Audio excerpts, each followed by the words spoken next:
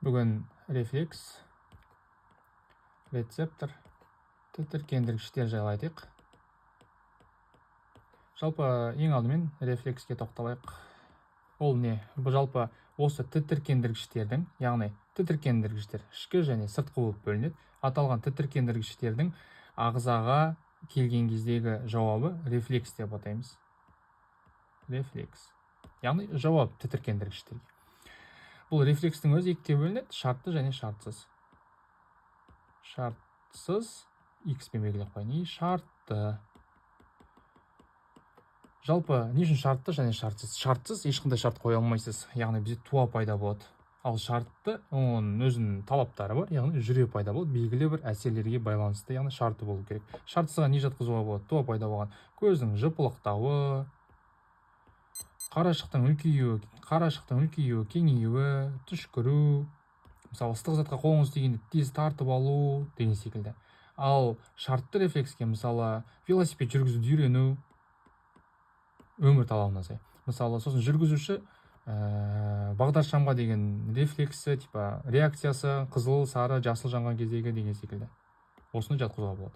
Қарапайым түрде осылай түсіне салу керек. Енді бізде келесі рецептор. Рецептор дегеніміз не? Рецептор аталған тітіркендіргіштер, осы тітіркендіргіштер ағзаға әсер етті. Осы тітіркендіргіштерді бізде жүйкенің импульсына айналдыратын құрылымдар деп айтамыз.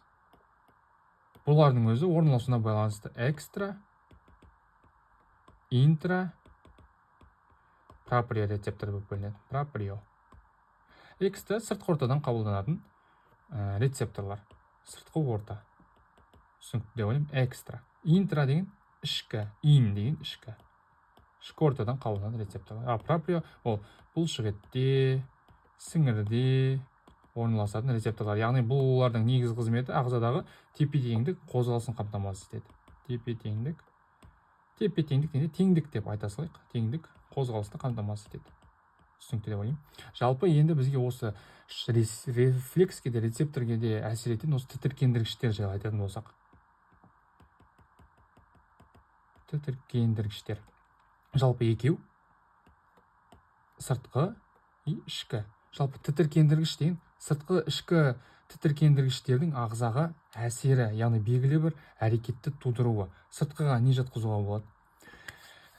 Сыртқы тітіркендіргіштерге мысалы бағана айтқан жарықты, жөтел тудыратын, түшкіруді тудыратын факторлар, суықты, мұздату деген секілді факторлар жатқызуға болады. Ал ішкі тітіркендіргіштерге ол мысалы қан бар, иә? Осы қандағы O2-нің азаюы немесе көбеюі, қан қысымы бар, оның жоғарылауы немесе төмендеуі деген секілді факторларды бізде ішкі тітіркендіргіштерге жатқызамыз. Яғни осының біреуі тітіркендіргіш, мысалы ішкі тітіркендіргіш әсер етеді, рецепторға әсер етеді, ол интрарецептор болады, интрарефлекс арқылы рефлекс болады, рефлекстен жауап пайда болатын болып табылады. Жалпы мәлімет пайда болса каналға тіркеліп кет және достарыңмен бөліс.